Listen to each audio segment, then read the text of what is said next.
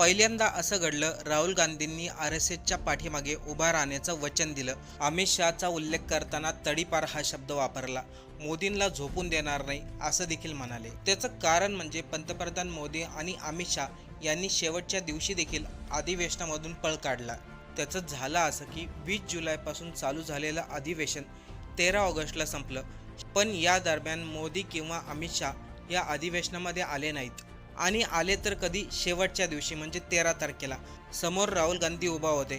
संसदेमधील राष्ट्रगीत संपलं त्यानंतर लगेच मोदी अमित शहा तिथून निघून गेले.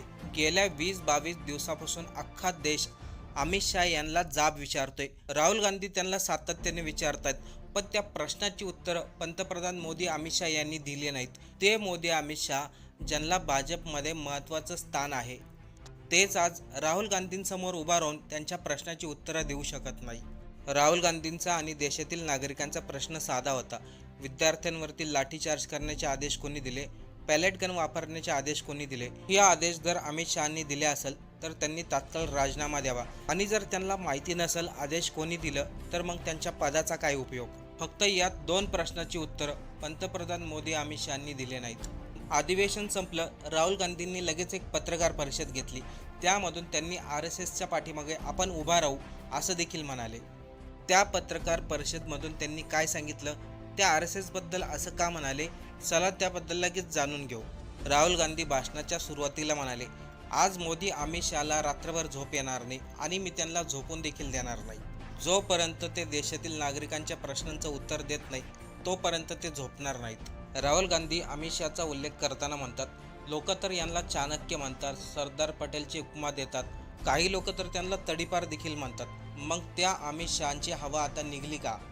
गेल्या 22 दिवसापासून अमित शहा तोंड लपून पळतायत. देशामधील नागरिक प्रश्न विचारतायत, विरोधक प्रश्न विचारतात. त्या प्रश्नाचं उत्तर द्यायला नको का? सरकारमध्ये एवढ्या मोठ्या पदावरती बसायचं आणि लोकांच्या प्रश्नांचं उत्तर द्यायचं नाही, हे अजिबात खपून घेणार नाही. पुढे राहुल गांधी म्हणाले, फक्त पंतप्रधान मोदी यांच्यावरती टीका करण्यासाठी मी इथं आलेलो नाही.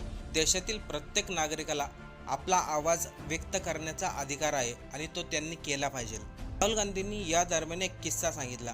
ते म्हणाले, जेव्हा पोलिसांनी त्यांना उचलून नेलं तेव्हा त्या पोलिसामधील एक अधिकारी त्यांच्या कानामध्ये म्हटला, भाजप सरकारला तुम्ही हटवा, आम्ही खूप त्यांना कंटाळलो आहोत. म्हणजे पोलीस सुद्धा भाजप सरकारला कंटाळलेला आहे, पण ते आपली नोकरी करतात, त्यांच्या पुढे पर्याय नाही, त्यामुळे त्यांना सरकारचं म्हणणं ऐकावं लागतं, असं राहुल गांधींनी सांगितलं. याच दरम्यान ते म्हणाले, एखादा व्यक्ती हिंदू असेल किंवा एखादा व्यक्ती जैन असेल किंवा एखादा व्यक्ती मुस्लिम असेल, प्रत्येक व्यक्तीला आपल्या धर्माबद्दल बोलण्याचा अधिकार असला पाहिजे.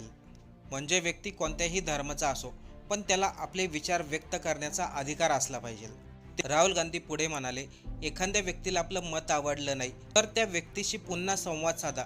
त्याला आपलं मत का नाही आवडलं ते समजून घ्या, त्याला प्रेमाने समजावा, पण त्याचा आवाज पूर्णपणे बंद करू नका. जेव्हा देशामधील लोक मन मोकळ्याप्रमाणे व्यक्त होतील तेव्हाच देशाची ऊर्जा आणि ताकद जगासमोर येईल. याच मुद्द्यावरून त्यांनी आर-एस-एस संघाचा देखील उल्लेख केला. राहुल गांधी म्हणाले, आर-एस-एसचे विचार आपल्याला अजिबात आवडत नाहीत. त्यांचा आवाज बंद करण्याची आमची कोणतीही इच्छा नाही. आर-एस-एसला जे काही बोलायचं त्यांनी उघडपणे बोलावं, त्यांनी आपले विचार देशासमोर मांडावेत. म्हणजे राहुल गांधींचं असं म्हणणं होतं, आर-एस-एसला एखादा मुद्दा आवडला नाही तर त्यांनी स्पष्टपणे त्या मुद्द्यावरती बोललं पाहिजे. ते राहुल गांधी स्पष्टपणे म्हणाले, आपल्याला आर-एस-एसचे विचार आवडत नाहीत. आर-एस-एसने आपले विचार देशासाठी ठेवावे आणि देशासाठी आर-एस-एसने विचार ठेवले त्या दिवसापासून आपण आर-एस-एसच्या पाठीमागे उभं राहू. तुमचा बोलण्याचा अधिकार कोणीही काढून घेणार नाही.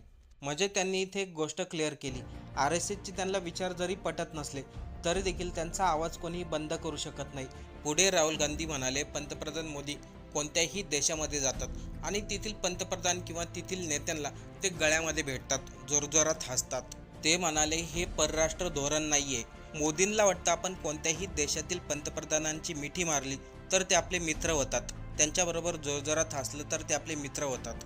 राहुल गांधी म्हणाले, दुसऱ्यांबरोबर मैत्री ठेवणं ही एक वेगळी गोष्ट आहे, पण भारताच्या हितासाठी धोरणात्मक संबंध ठेवणं वेगळी गोष्ट आहे.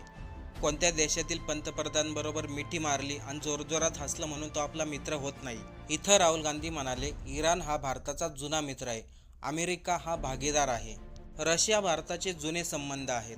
या ठिकाणी राहुल गांधी म्हणाले, जेव्हा इराणमध्ये युद्धाची परिस्थिती निर्माण झाली तेव्हा भारतासाठी एक मोठी धोरणात्मक संधी निर्माण झाली होती. राहुल गांधी म्हणाले, भारताने इराण, रशिया, अमेरिका या तिन्ही देशाशी असलेल्या संबंधाचा उपयोग करून भारताने स्वतःची भूमिका मजबूत करायला हवी होती. त्यावेळेस भारताने जर असं केलं असतं तर भारताची एक वेगळी ओळख निर्माण झाली असती. पण या सर्वांमध्ये पाकिस्तानने ती संधी साधली. भारताकडे संधी असून देखील देशाचे पंतप्रधान मोदी, अमित शहा शांत राहिले. भाषणाच्या शेवटी राहुल गांधी असंही म्हणाले, जोपर्यंत मोदी, अमित शहा देशातील लोकांच्या प्रश्नांचं उत्तर देत नाही तोपर्यंत त्यांना मी झोपून देणार नाही.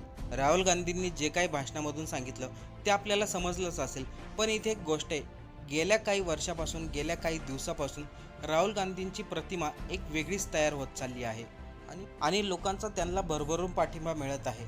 म्हणजे मोदी हे पंतप्रधान होण्या अगोदर ज्याप्रमाणे त्यांना ओळख मिळाली होती, ज्याप्रमाणे त्यांचं नाव देशामध्ये चर्चेत आलं होतं, त्याचप्रमाणे आता राहुल गांधी यांचं नाव देखील पुढे येत आहे. आता या सर्वांवरती आपल्याला काय वाटतंय? आपलं मत कमेंट करून नक्की सांगा.